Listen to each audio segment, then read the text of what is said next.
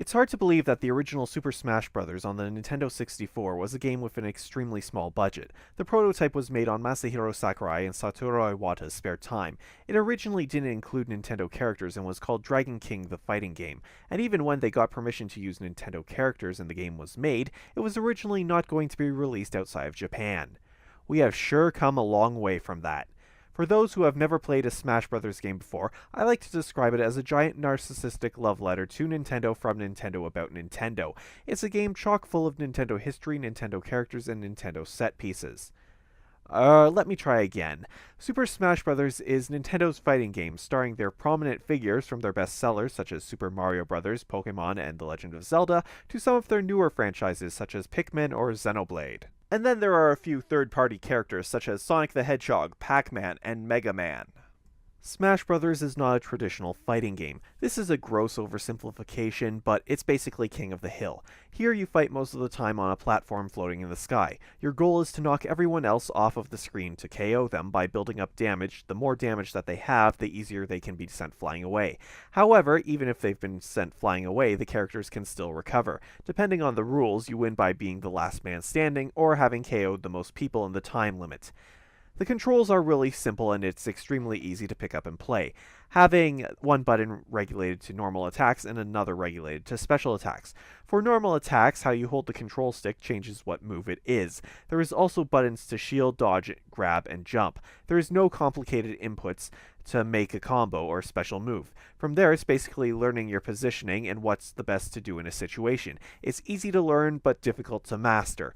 The game supports a variety of controller options, and you are able to switch around the buttons to whatever you want. Perhaps most surprisingly, it also accepts the 3DS as a controller option. However, that requires a copy of Super Smash Bros. For Nintendo 3DS.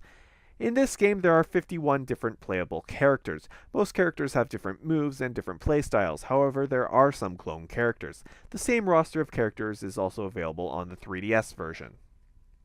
In these two installments, there are 17 newcomers, featuring characters such as Villager from Animal Crossing, Little Mac from Punch-Out, and Shulk from Xenoblade. On pen and paper, 51 characters is awesome, and despite some clones and cuts, it's the best that the series has had yet. There were only two newcomers that I wasn't all too thrilled about. The first was Dark Pit. To be honest, I completely expected him. I was just hoping that he would have different weapons from Kid Icarus Uprising and be different enough from Pit instead of what we got, Patu. The second is Bowser Jr., and that's because of nostalgia. My problem is Bowser Jr. gets top billing, despite his other 7 colors are actually the other 7 Koopalings, the characters that debuted in Super Mario Bros. 3. There's also the annoyance of in All-Star mode having to face the Koopalings on Bowser Jr.'s debut date. For a game about Nintendo's history, that's kind of grating when the Koopalings are fighting alongside other characters who debuted in the early 2000s instead of 1988. There are 46 different stages to fight on. Of the 46 stages, 17 were returning stages from the previous installments. To be honest, I wasn't really happy with the stage selection. Palutena's temple is excessively big for the sake of being excessively big. While it's nowhere near Newport City levels of bad, it and the Great Cave Offensive are just too big. When it's zoomed out, everyone is practically microscopic on my 32-inch screen, which has been perfect for every other game I've ever played on it. I love the chaos of the series. I love not knowing where I am or what's going on, but I'd rather that be because of the items and 4 different people fighting, not because I can't actually see because the screen is zoomed out. I thought that there were too many stages that were constantly moving or constantly changing its platform layout, or the entire stage every 30 seconds. Part of the chaos does come from the stages themselves, but I'd prefer it to be from the occasional obstacle, not the stages having ADD. Take Onett, for example. It's able to accomplish this without constantly changing the whole stage. There is occasionally a car that passes by, which would hit anyone on the ground. There is also 2 platforms made by the awnings that disappear when people jump on them. When they do reappear, it's in the exact same spot. The majority of my favorite stages in this series follow this advice. Keep it simple, stupid. For example, the stage Duck Hunt. It's practically ripped from the NES game itself, and it's awesome. Every stage has an Omega form, which is a Final Destination version, a flat, featureless stage with no additional platforms. Ultimately, the only difference between them being the size of the stage and the background music that plays. New in this version is that 3 of the stages have stage bosses, enemies that appear during the fight and interfere and can be beaten by the players. There are only 3 of them, the Yellow Devil from Mega Man, Ridley from Metroid, and Metal Face from Xenoblade. I actually wish that there was a stage toggle for them. If you want to play any of those 3 stages that they appear on, they show up no matter what unless you're in the Omega stage. The game comes with a stage builder. You are able to make stages using the Wii U gamepad. It's really quick and easy to make them by drawing and placing objects. However, they are nowhere near as dynamic as the actual stages. The game has a bunch of single-player content. Classic mode is where you fight across 7 rounds of various battles. It's actually a bit different than the previous installments. You have some control over what battles you do. You're presented with a bunch of trophies on a table, and can move over to the fight that you would like to do. However, some characters have extra trophies or special moves as prizes that you can obtain when you beat them, but if you hold off on fighting them, they may be knocked out and you lose that prize. Unlike the 3DS game, you get no choice in the final battle. That means you have to face Master Core instead of choosing to fight Master Hand on higher difficulties. All-Star Mode is where you fight every single character in the game, fighting the newer characters first and working your way to the older ones with limited healing items. It never felt like a chore like Brawls, where you just fought franchises in order and had to do 19 different fights. Here you're just fighting 6 or 7 characters in 7 battles, greatly speeding up the process. However, if you're KO'd, you have to start over at the beginning. You can't continue like in previous games. Event matches return and remain unchanged. They are special themed fights which force you to use different characters or fight under certain conditions. Classic, All-Star, and event matches also have a co-op mode, and the event matches are changed to completely new events. There is the new Special Orders mode where you buy a ticket with the gold you earn in-game and then fight for prizes. As usual, the main attraction in the game is the multiplayer mode. With a large depth of customization options, you can have any fight the way you want it. You can change the rules of the match from what items appear to and how often they appear to even fighting in special matches. The new features are character customization, 8-player Smash, and Smash Tour.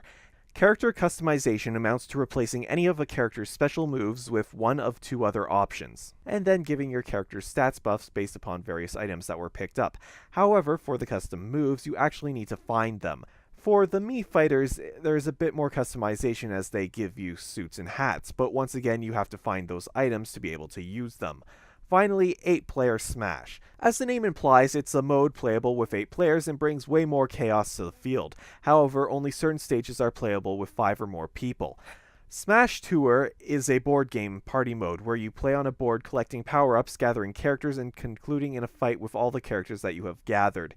Much like every other mode, it's better played with friends instead of computers. There is an online multiplayer mode for regular fights. With anyone, it's just a quick 2-minute bout. However, with friends, there is more customization options open, allowing for stock matches. In the matches that I've done, it's been miles better than Brawls Online, in that I was actually able to connect and play a match, and while there was some lag, it wasn't a major issue most of the time. And then there are the amiibos. Amiibo integration is making a companion fighter. While they start out weak, they do gain levels and grow stronger. Personally, for me, their main draw is more along the lines of, holy crap, I can get official little figures of obscure Nintendo characters like Ness without having to go onto eBay and pay a lot of money for one of the Mother 2 figures from Japan. I'm not a figure person, so I don't know what to look for in figures, but to me they looked nice. The biggest issue I could see was Link and Marth's swords are suffering from limp sword syndrome. The gamepad's use actually disappointed me. While it can be used as an additional controller, I was hoping that while others were selecting characters, the person with the gamepad could go into the match rules and change them. It was something simple that I thought could easily be done and streamline a lot, but it's otherwise just a mirror of what's on the screen. I was disappointed in the lack of unlockables. There are only 8 unlockable characters and 6 unlockable stages. I'm one of those people who would honestly like starting only with the original 8 and working their way up. When I got the notification that I had all the stages, I was a bit shocked that that was it. The 3DS connectivity I also thought was lacking. I was hoping that you could unlock all of the custom parts that you had gotten in the 3DS version. However, you can only transfer over the characters that you have made. So you have to collect all of the custom moves and parts all over again. Joy, bliss, happiness. Very few stages actually have the balance between their gimmicks and being practical. Those that do are great stages, such as Duck Hunt, Wrecking Crew, and Jungle Hijinks, but they are surrounded by stages that are on a sugar high and won't stop moving. The Omega form is not a compromise for practical stages. The bosses, I feel, definitely need a toggle for whether or not they show up. At this point, anything else I have an issue with is nitpicking, such as Pit's hidden taunt not including the greatest character from Kid Icarus Uprising, Hades! And then there is no hidden taunts for Dark Pit or Palutena. The characters are practically perfect. Dark Pit I wish had different moves based upon the weapons in Kid Icarus Uprising, and Bowser Jr. I'm more frustrated with what he represents. I think he's perfectly fine as a playable character. I don't know who else I would want in besides Lucas Wolf and the Ice Climbers coming back, but there's at least 5 years until the next one is even announced, so I'm sure Nintendo will have some time to make new characters. For example, despite my complaints about the stages, Super Smash Bros. For the Wii U is still a complete and total blast to play, especially with other people. The biggest issues from Brawl were taken care of, the loading was improved, tripping is only through items now. The biggest thing I was concerned about was being burned out from the 3DS version, and that hasn't really been the case. Things are different enough to justify both versions. Special Orders and Smash Tour are great new modes, the game looks gorgeous. This is a definite must-own if you have a Wii U.